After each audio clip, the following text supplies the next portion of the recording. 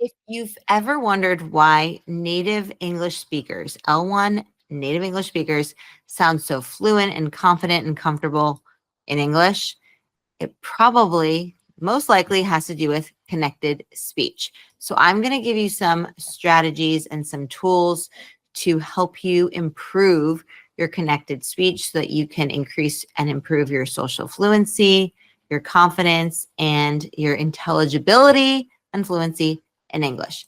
Okay, so let's get started. I'm also going to give you some examples.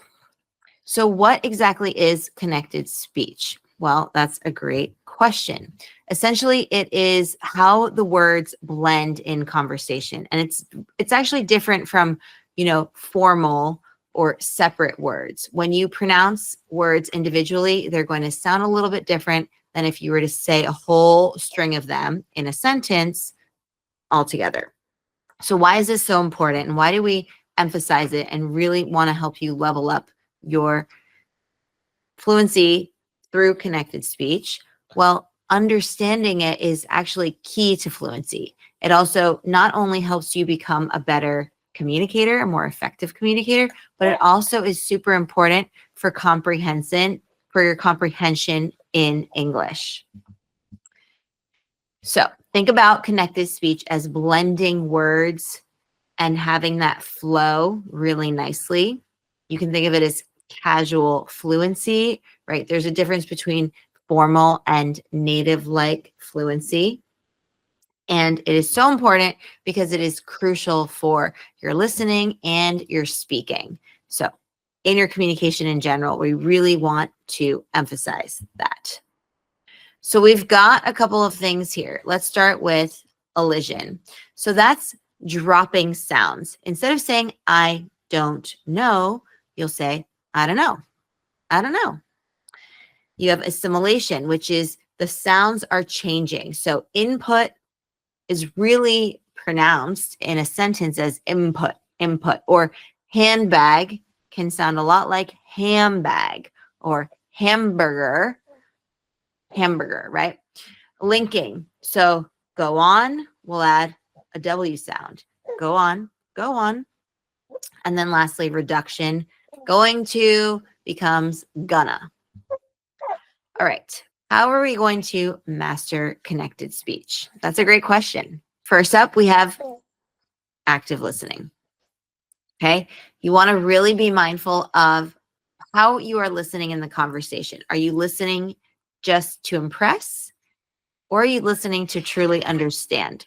You want to also think about how you can mimic speakers, not necessarily copying them, but thinking about how can you reflect, how can you mirror? And then ultimately, if you are shadowing, that could be something as well that you consider. Going from slow to fast, right? Thinking about playing around with different speeds. So for example, you pronounce each and every word in a sentence and then you connect them nicely and kind of speed up naturally, not too much, but naturally. And then of course, shadowing is a great one where you kind of look to a speaker that you admire and you try to essentially mimic what they're doing, mirror them in some ways. And then lastly, we have chunking.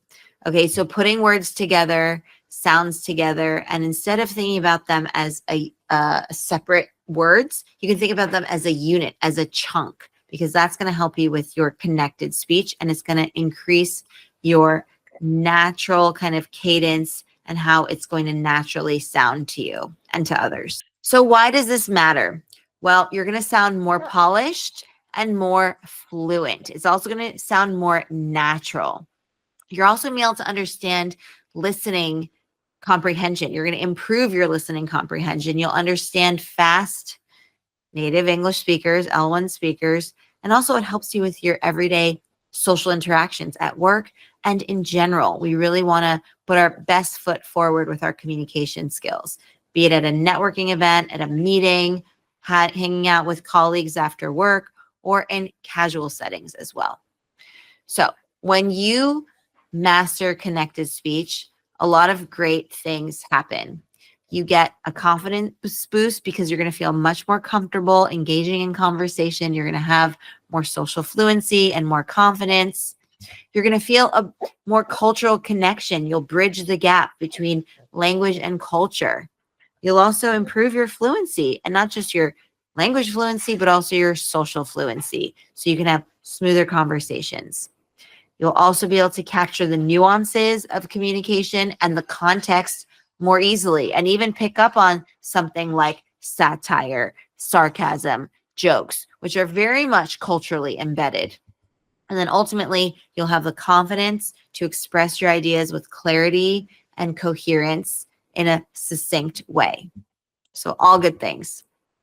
So if you like these strategies, then you can practice and join my community, Explearning Communication Academy, which is at academy.explearning.co. We would love to have you. It's a great place, a safe space to practice your English communication as an advanced English learner and as a native speaker. And also if you are an ambitious international professional who's really looking to improve your social fluency, improve your communication skills, and have that professional polish for work, especially if you work in the US or Canadian cultural paradigm at work, then we would love to have you. And so also, if you'd like to subscribe, you can absolutely do that so that you can get more communication strategies and fluency hacks, and also turn those notifications on. All right, my friends, I'll see you in the next one. Bye for now, and happy explearning.